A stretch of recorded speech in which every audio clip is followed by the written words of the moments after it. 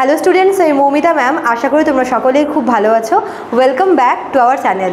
আজকে আমি তোমাদের 4th সেমিস্টার মেজর পলিটিক্যাল সায়েন্সের পেপার 8 থেকে জাতিসংঘ বা ইউএন এর উৎপত্তি এবং গঠন নিয়ে আলোচনা করব। চলো দেরি না করে শুরু করে দিই আজকের ক্লাসটা।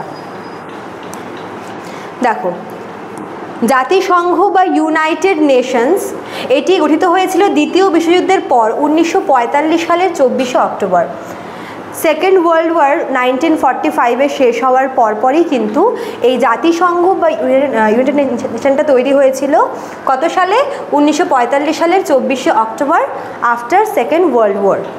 তো ইউএন বা জাতিসংঘ এটি তৈরি হওয়ার পেছনে কিন্তু কিছু কারণ ছিল। যেরকম দেখো, এই যে সেকেন্ড ওয়ার্ল্ড ওয়ারটা হয়েছিল, এই যুদ্ধের ভয়াবহতা উপলব্ধি করে বিশ্ব নেতারা চেয়েছিলেন এমন একটি আন্তর্জাতিক সংস্থা গঠন করতে যা ভবিষ্যতে যুদ্ধ প্রতিরোধ করবে এবং শান্তি বজায় রাখবে। দেখো, দ্বিতীয় বিশ্বযুদ্ধের সময় মানে ক্ষয়ক্ষতি বা এই যুদ্ধের যে ভয়াবহতা এতটাই তীব্র ছিল যে রীতিমতো পুরো বিশ্ব কেঁপে গেছিলো। তো সেই সময় বিশ্বের যে আর কি লিডাররা ছিলেন তারা ভাবলেন যে এভাবে চললে হচ্ছে বিশ্ব মানে পুরো গোটা পৃথিবী দিন শেষ হয়ে যাবে। তার চাইতে এমন একটা ব্যবস্থা করি যাতে করে এরকম ধরনের যুদ্ধ যাতে আর ভবিষ্যতে হতে না পারে। মোট কথা হচ্ছে ভবিষ্যতে যাতে যুদ্ধকে যাতে প্রতিরোধ করা যায় এবং যুদ্ধের পরিবর্তে শান্তি স্থাপন করা যায়, তার জন্য তারা একটি সংস্থা বা সংগঠন চেয়েছিল। এর আগে 1919 সালে প্রতিষ্ঠিত হয়েছিল জাতিপুঞ্জ বা লিগ অফ নেশনস। একই উদ্দেশ্যে গঠিত হয়েছিল, কিন্তু সেটা ব্যর্থ হয়। দেখো, জাতিপুঞ্জ যেটা আছে জাতিপুঞ্জ বা লিগ অফ নেশন, এই জাতিপুঞ্জ কিন্তু এটা হচ্ছে প্রথম যে ওয়ার্ল্ড ওয়ারটা হয়েছিল, ফার্স্ট ওয়ার্ল্ড ওয়ার, তারপরে কিন্তু জাতিপুঞ্জ প্রতিষ্ঠিত হয়েছিল সেই একই উদ্দেশ্যে, মানে যুদ্ধকে প্রতিহত করতে এবং শান্তি স্থাপন করতে, কিন্তু সেটা ব্যর্থ হয়। এবার 1945-এ যখন সেকেন্ড ওয়ার্ল্ড যুদ্ধ যখন শেষ হলো, সেকেন্ড ওয়ার্ল্ড ওয়ার, তখন বিশ্বের লিডাররা এটা রিয়েলাইজ করতে পারলো যে এভাবে চললে গোটা বিশ্ব একদিন ধ্বংস হয়ে যাবে। তার চাইতে আমরা এমন একটা স্থায়ী সংগঠন তৈরি করব যেটা যুদ্ধকে যেরকম প্রতিহত করবে ঠিক তেমনই শান্তি স্থাপন করতেও সাহায্য করবে। তাই তারা কি করলো যে এই জাতিপুঞ্জর যে প্রতিষ্ঠানটা ছিল, জাতিপুঞ্জ থেকেই ওরকমই আরও একটি নতুন আর কি প্রতিষ্ঠান তৈরি করলো এবং তার নাম দিল জাতিসংঘ বা ইউনাইটেড নেশনস। ঠিক আছে। জাতিসংঘের উৎপত্তি ঘটে 1945 সালের জুন মাসে। যুক্তরাষ্ট্রের সান ফ্রান্সিসকোর একটি শহর আছে, এটা হচ্ছে আমেরিকাতে আছে, ইউএসএ সান ফ্রান্সিসকোতে একটি আন্তর্জাতিক সম্মেলন হয়েছিল।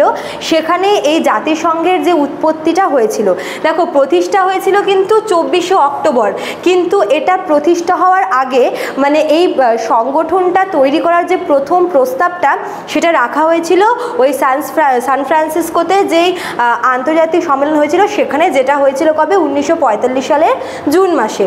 এখানে প্রায় 50টি দেশের লিডাররা কিন্তু সেখানে মিলিত হন এবং তারা জাতিসংঘের সনদ বা ইউএন চার্টার অনুমোদন করেন।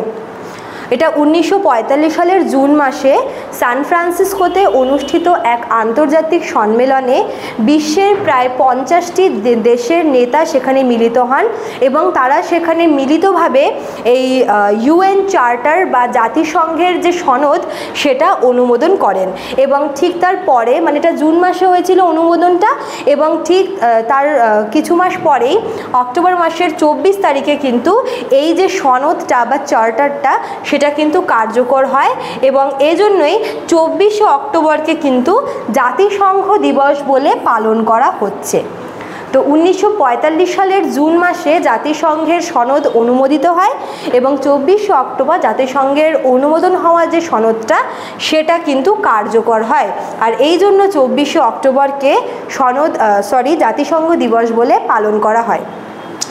বর্তমানে জাতিসংঘ সদস্য সংখ্যা কত? 193টা দেশ কিন্তু এর মেম্বার রয়েছে। এটা তোমাদের পড়তে হবে যে প্রতিষ্ঠান যখন প্রতিষ্ঠা হয়েছিল তখন হচ্ছে 50টা দেশ ছিল এবং বর্তমানে কিন্তু 193টা দেশ জাতিসংঘের সদস্য হিসেবে রয়েছে।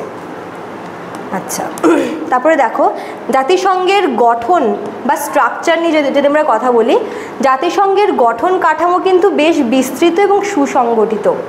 এর টোটাল 6টা হচ্ছে পার্ট রয়েছে। প্রথম হচ্ছে তোমার জেনারেল অ্যাসেম্বলি বা যেটাকে বলে হচ্ছে সাধারণ সভা। তো জেনারেল অ্যাসেম্বলিটা কি, এখানে সমস্ত সদস্য রাষ্ট্রকে নিয়েই কিন্তু গঠিত হয়েছে।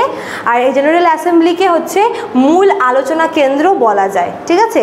মানে যে 193 কান্ট্রি এখানে রয়েছে, এই সংঘে রয়েছে, সব মানে এই 193টা দেশের আর কি সমন্বয়ে কিন্তু জেনারেল অ্যাসেম্বলি গঠিত হয়েছে। এটা হচ্ছে মূল আলোচনার কেন্দ্র বলা যায় এই পার্টটাকে। সেকেন্ড যে আর কি রয়েছে সেটা হচ্ছে সিকিউরিটি কাউন্সিল। এই সিকিউরিটি কাউন্সিলটা মেনলি শান্তি এবং নিরাপত্তা রক্ষার দায়িত্বে রয়েছে, ঠিক আছে, পিস অ্যান্ড সিকিউরিটি। 3 নম্বরে হচ্ছে সেক্রেটারিয়েট, যেটা কাউন্সিল সেক্রেটারিয়েট, সেখানে কি করা হচ্ছে, সেখানে প্রশাসনিক দায়িত্ব পালন করার চেষ্টা করা হচ্ছে এবং এখানে কিন্তু একজন লিডার থাকে যাকে বলা হচ্ছে মহাসচিব, ঠিক আছে। 4 নম্বরে হচ্ছে আন্তর্জাতিক বিচার আদালত। এখানে যে আর কি মেম্বার রয়েছে, সদস্যগুলো যারা রয়েছে 193, সেই সদস্যদের মধ্যে যদি কোনো রকমের হচ্ছে বিরোধ হয়, সেটাকে নিষ্পত্তি করার দায়িত্ব রয়েছে কার উপরে, এই আন্তর্জাতিক বিচার আদালতের উপরে। 5 নম্বর যে পার্টটা সেটা হচ্ছে ইকোনমিক অ্যান্ড সোশ্যাল কাউন্সিল, যাকে ইকো সোশ্যালও বলে, ঠিক আছে। ইকোনমিক অ্যান্ড সোশ্যাল কাউন্সিল, এখানে অর্থনৈতিক এবং সামাজিক কাজ তদারকি করা হচ্ছে, মানে যত রকমের অর্থনৈতিক এবং সামাজিক আর কি প্রকল্প নেওয়া হচ্ছে সবটা কিন্তু এখানে তদারকি করা হয়। লাস্ট দেখো কি আছে, ট্রাস্টিশিপ কাউন্সিল। ট্রাস্টিশিপ কাউন্সিলটা হচ্ছে উপনিবেশগুলোর তত্ত্বাবধানে কাজ করতো আগে, এবং বর্তমানে কিন্তু এই কাউন্সিলটার কোনো ভূমিকা নেই, এটার কোনো মানে সেরকম কোনো অ্যাক্টিভিটিতে থাকেই না, নিষ্ক্রিয় রয়েছে, ঠিক আছে। আগে এটা উপনিবেশগুলোর তত্ত্বাবধানে কাজ করতো, কিন্তু এখন এই যে পার্টটা এর কোনো কাজ নেই, কিন্তু এখনও কিন্তু এটা জাতিসংঘের একটা পার্ট হিসেবে রয়েছে। তো এই কাঠামোর মাধ্যমেই জাতিসংঘ কিন্তু বিশ্বজুড়ে বিভিন্ন গুরুত্বপূর্ণ কাজগুলি করে থাকে। এই 6টা পার্ট তোমাদের অবশ্যই মনে রাখতে হবে জাতিসংঘের যে স্ট্রাকচারটা পড়ার সময়, ঠিক আছে। তো এই ছিল তোমাদের আজকের ক্লাসটা। তো প্রথমে আমরা জানলাম যে জাতিসংঘ কি, কেন প্রতিষ্ঠা হয়েছিল, এর উৎপত্তি কোথায় হয়েছিল, এবং জাতিসংঘের যে স্ট্রাকচারটা বা গঠন বা কাঠামো সেটাও আমরা জেনে নিলাম, ঠিক আছে। চলো আজকে এতটাই থাকলো। ক্লাসটা দেখো শেষ করার আগে তোমাদের বলে রাখি, যারা আমাদের কাছে অনলাইনে পড়তে চাও তারা যে কোনো একটা নাম্বারে আমাদের সঙ্গে যোগাযোগ করতে পারো। এখানে দেখো এই দুটো নাম্বার দেওয়া আছে, আমাদের সেন্টারের হেল্পলাইন নাম্বার, তোমরা যে কোনো একটি নাম্বারে আমাদের সঙ্গে যোগাযোগ করে নিও। চলো আজকে এতটুকুই থাকলো, দেখা হচ্ছে নেক্সট ক্লাসে। Thank you.